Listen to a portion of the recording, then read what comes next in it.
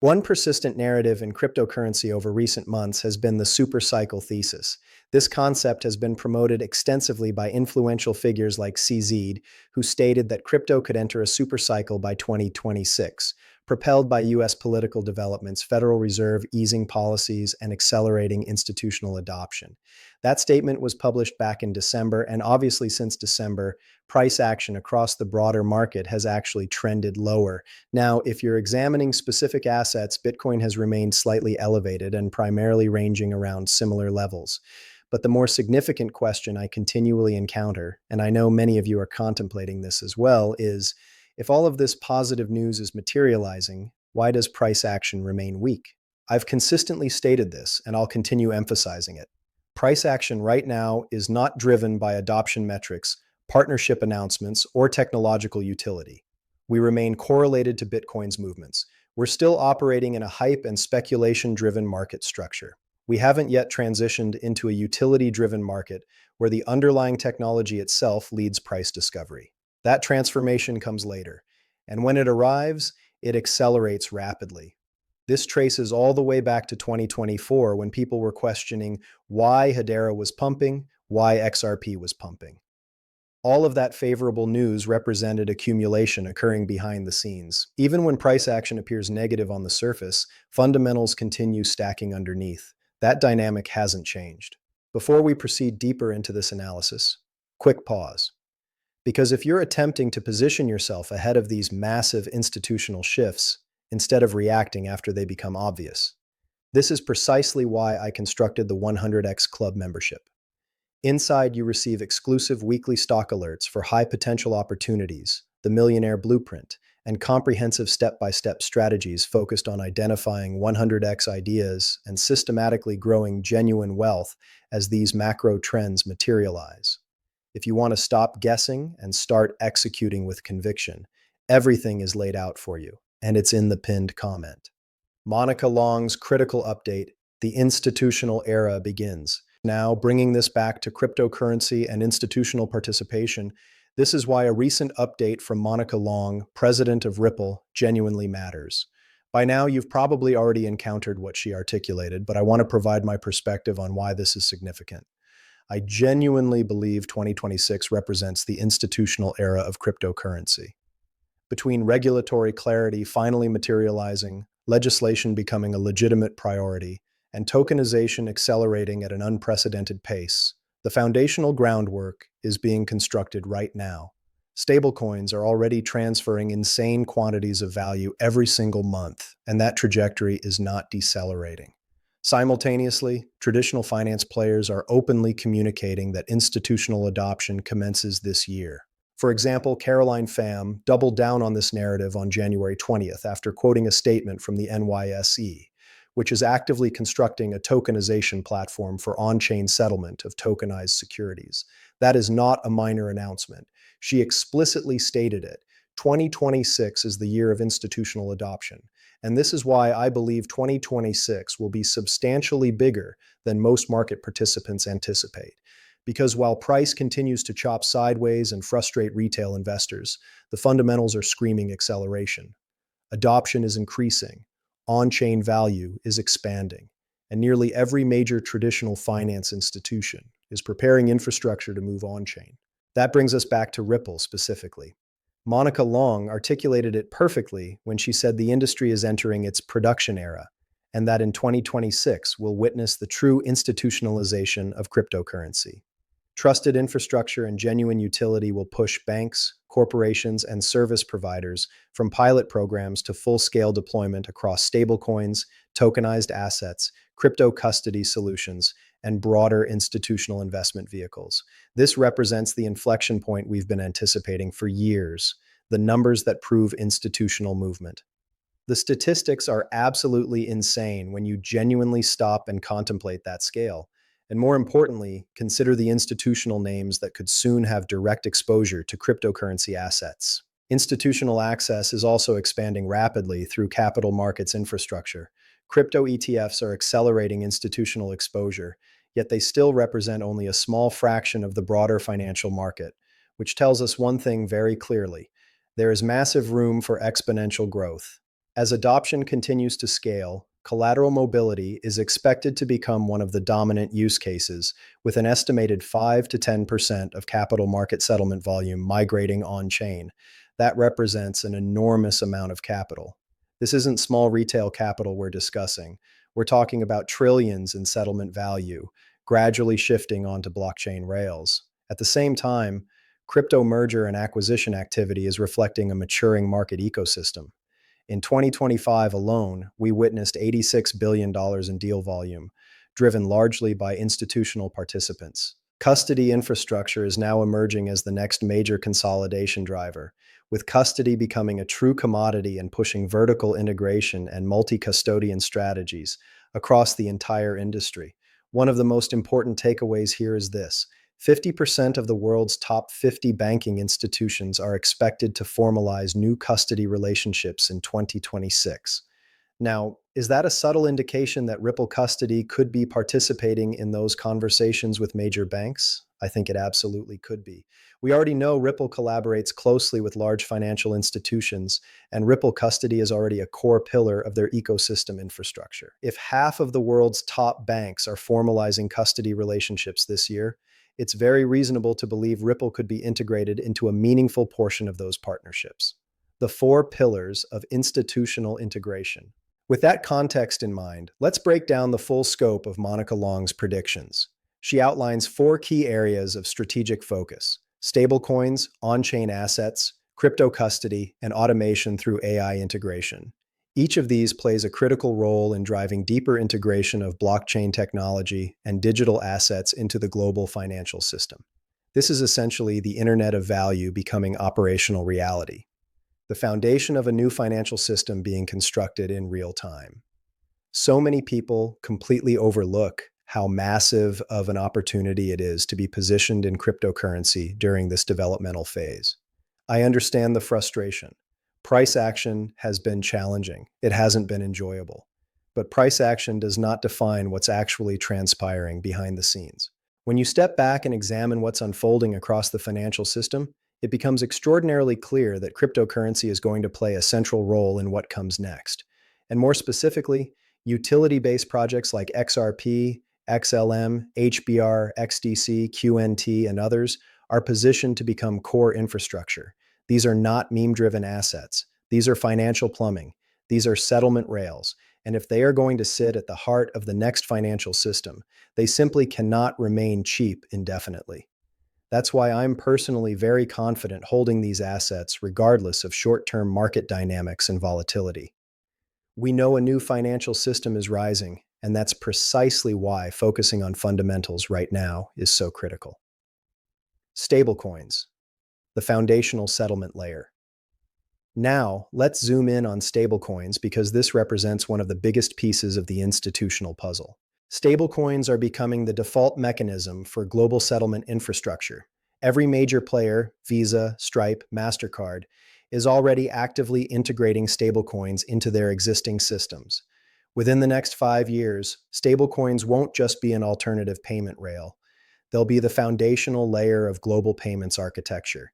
In the United States, the passage of the Genius Act has officially initiated the digital dollar era. Highly compliant US-issued stablecoins, including Ripple's RLUSD, are positioned to become the gold standard for programmable 24/7 global payment settlement. These stablecoins will also serve as a critical source of collateral in modern financial markets. By 2027, I fully expect financial institutions to leverage regulated stablecoins for 24/7 collateral mobility, especially in capital market use cases requiring instant settlement. While retail use cases certainly exist, the real growth engine here is B2B, business to business. In fact, research demonstrates that last year, B2B payments became the largest real-world use case for stablecoins, reaching an annualized run rate of $76 billion. This is also a major reason Ripple acquired Hidden Road. Hidden Road is heavily focused on the B2B side of stablecoin payments and already plays a significant role in moving that $76 billion annualized volume. This acquisition wasn't random or opportunistic. It was strategic and directly aligned with where the biggest institutional growth is happening. Corporate treasury revolution. Now let's discuss corporate treasury management. Corporations are sitting on unprecedented levels of trapped capital. Over $700 billion is sitting idle on S&P 1500 balance sheets alone, with more than $1.3 trillion sitting across European corporate balance sheets. Stablecoins unlock that capital. They allow companies to transfer money in real time, optimize liquidity management, and dramatically improve capital efficiency without traditional banking intermediaries and settlement delays. From there, institutional crypto exposure goes fully mainstream. By the end of 2026, corporate balance sheets are expected to hold over $1 trillion in digital assets, with roughly 50% of Fortune 500 companies having direct exposure. Let that information fully sink in. We're discussing Fortune 500 companies holding massive quantities of digital assets on their corporate balance sheets. That alone could represent well over 30% of the total crypto market capitalization being held by institutional entities. There is no scenario where the market stays suppressed long-term under those conditions. Cryptocurrency is not going to remain this cheap when institutional capital deploys at that scale. The data already supports this trajectory. A Coinbase survey conducted in 2025 showed that 60% of Fortune 500 companies are actively working on blockchain initiatives. More than 200 public companies now hold Bitcoin as part of their treasury strategy. Digital asset treasury companies have grown from just 4 entities in 2020 to over 200 today, with nearly 100 formed in 2025 alone. When you aggregate all of this information together, it becomes very difficult to argue that crypto stays undervalued for much longer. The pivotal transition phase. In my opinion, we are at a pivotal inflection point where the technology is finally being recognized for its true fundamental value.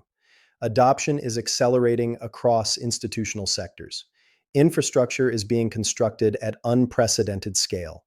And from here, growth doesn't just continue linearly, it compounds faster than most people expect. This is the transition phase. And historically, this is where the biggest wealth creation opportunities are generated for those who recognize what's happening before it becomes obvious. And when we reflect on just how defining 2025 genuinely was for cryptocurrency, it becomes even clearer where this trajectory is heading. Animoca Brands published an excellent analysis highlighting that 2025 was the year tokenization took center stage. And now in 2026, new forces are positioned to define the market, forces driven by scale, intelligence, and institutional depth. 5 major trends defining 2026. They outlined 5 major trends that simply cannot be ignored. First, stablecoins as key institutional infrastructure. We've officially moved past the explosive hockey stick growth phase and into a period of steady institutional integration. With mature regulatory frameworks and operational rails now established, stablecoins are becoming a primary settlement layer, not a niche experiment. Second, the year of on-chain vaults. These are evolving rapidly. No longer limited to simple lending protocols, on-chain vaults are becoming the core vehicle for sophisticated on-chain asset management, catering directly to institutional portfolio requirements. Third, retail brands leading consumer crypto adoption. Global consumer brands are becoming the bridge to mainstream adoption. With the expected passage of the Clarity Act, tokens have the potential to evolve from speculative assets into a universal standard for consumer loyalty programs and engagement mechanisms. Fourth, a pivotal moment for agentic AI cryptocurrency is the native language of AI commerce. 2026 marks the rise of agentic payments, where autonomous AI agents transact directly with businesses to coordinate real economic activity. This is a massive paradigm shift. Fifth, the race for on-chain privacy. As asset transfers mature, privacy becomes a prerequisite for institutional participation. This is the year we see rapid adoption of zero-knowledge proofs and digital identity solutions to protect both institutional and retail users. The new financial system taking shape. When you step back and examine all of these trends together, it becomes obvious what's happening. We are witnessing the rise of a completely new financial system architecture. Every one of these trends represents a puzzle piece being put into place as we transition from traditional finance to a fully digital system. Every major financial player is now evaluating digital currencies. Every major institution is assessing digital assets and how they can fundamentally reshape their business models. This isn't theoretical anymore. Even back in June of 2024, Ernst & Young was already pointing to increased institutional sentiment toward digital asset adoption. Today, we know that sentiment has transformed into concrete action. These weren't just predictions, they were a roadmap. We knew institutional adoption would accelerate. We knew tokenization would scale rapidly. And everything we observe today, from the data to the infrastructure, confirms that this is happening in real time. If someone examines all of this evidence and says, these are just predictions, they won't materialize, the reality is they're already materializing. More recent analysis, like reports from FX Hub and multi-asset markets, analyzing how Singaporean institutions are reevaluating crypto, demonstrate the same pattern. Globally, institutions are now focused on custody solutions, integration protocols, and active participation. Crypto adoption is no longer about running pilot programs or testing small proof of concept experiments. We've moved beyond that exploratory phase. This is now about real utility and real solutions being deployed at institutional scale. Recent January 2026 developments. Let me add some recent developments from early 2026 that further validate this thesis. Regulatory momentum accelerating. The Clarity Act is advancing through final legislative stages with increasing bipartisan support, signaling imminent regulatory certainty for digital assets. ETF expansion. Continuing. Multiple XRP and altcoin ETF products have either launched or received regulatory approval, creating new institutional on-ramps that were previously unavailable. Central bank exploration. Deepening. More central banking authorities are publicly acknowledging CBDC pilots and cross-border settlement experiments utilizing blockchain technology and digital assets for liquidity management. Major acquisition integration. Ripple's Hidden Road acquisition has begun operationalizing, with major institutional clients being onboarded to Ripple's prime brokerage and custody infrastructure stack. Stablecoin regulatory recognition. Expanding. Ripple's RLUSD stablecoin is gaining regulatory recognition in key jurisdictions like Dubai's DIFC, creating additional utility layers for the XRP ledger ecosystem and institutional adoption pathways. Each of these developments isn't just news, it's infrastructure being built for the next phase of market expansion. Why this is the time to lean in, not pull back. 2025 was the defining year for crypto technology development. 2026 is the year you witness it in action at institutional scale. And from a retail perspective, I honestly don't think now is the time to retreat from this space. In fact, I think it's the time to lean in even harder and conduct more thorough research, because getting left behind now is going to be significantly more painful later. Cryptocurrency is not decelerating. I've been actively involved in this space for a substantial time, embedded in it for roughly 6 years, and I've watched crypto evolve from what was essentially an online casino into a legitimate asset class with institutional validation. Today, the technology itself is under the direct spotlight of the largest asset managers, the biggest banking institutions, and the most powerful players in traditional finance. We're transitioning away from degeneracy and into legitimacy. We're moving away from testing and piloting and into utilization and adoption at scale. This is an incredibly exciting developmental phase for cryptocurrency, and Monica Long is absolutely correct. 2026 will be the year of mass institutionalization. The capital, users, and infrastructure are coming. These institutions aren't just lending their names or running token experiments. They're bringing their capital, their user bases, and their established infrastructure with them, and they're moving on-chain. Think about what that means. When major banks bring custody solutions on-chain, they bring trillions in assets under management. When payment processors integrate stablecoins, they bring billions of daily transaction volume. When Fortune 500 companies adopt blockchain for treasury management, they bring legitimacy and regulatory pressure for clarity. When asset managers launch crypto products, they bring institutional capital allocation models. This is not retail-driven speculation. This is institutional infrastructure being rebuilt on blockchain rails. The fundamental shift in market structure. The market structure itself is fundamentally shifting. We're moving from speculation to utility, price-driven by use cases rather than hype cycles. Retail to institutional. Capital flows dominated by professional allocation rather than individual speculation. Volatility to stability. Stablecoin settlement and institutional participation. reducing wild price swings. Fragmented to integrated, traditional finance and crypto merging into one ecosystem. This shift doesn't happen overnight, but the foundation is being laid right now in early 2026. And the assets positioned at the center of this infrastructure build, the XRPs, the HBARs, the XLMs, the XDCs, these aren't going to remain cheap when the system goes live at institutional scale. The mathematics don't support it. The utility requirements don't allow it. The institutional demand won't permit it. Comparing 2026 to previous cycles. Let me compare this to previous cycles to give perspective. 2017, retail FOMO, ICO mania, zero institutional infrastructure. 2021, some institutional entry, mostly through Bitcoin, limited infrastructure. 2026, full institutional integration, regulatory clarity, established infrastructure, Fortune 500 participation. The difference is night and day. This isn't another hype cycle that ends in 90% corrections across the board. This is the foundation of a new financial system being built with institutional capital and regulatory approval. Will there be volatility? Absolutely. Will there be corrections? Of course. But the underlying trend is undeniable. Crypto is being integrated into the global financial system, and that integration is accelerating in 2026. The opportunity still exists. Here's what many people don't fully appreciate. Despite everything we've discussed, we're still early to this institutional transition. Most retail investors haven't connected these dots yet. Most people are still focused on daily price action, meme coins, and speculative narratives. They're not reading institutional reports. They're not tracking custody announcements. They're not following regulatory developments. That creates an asymmetric information advantage for those paying attention.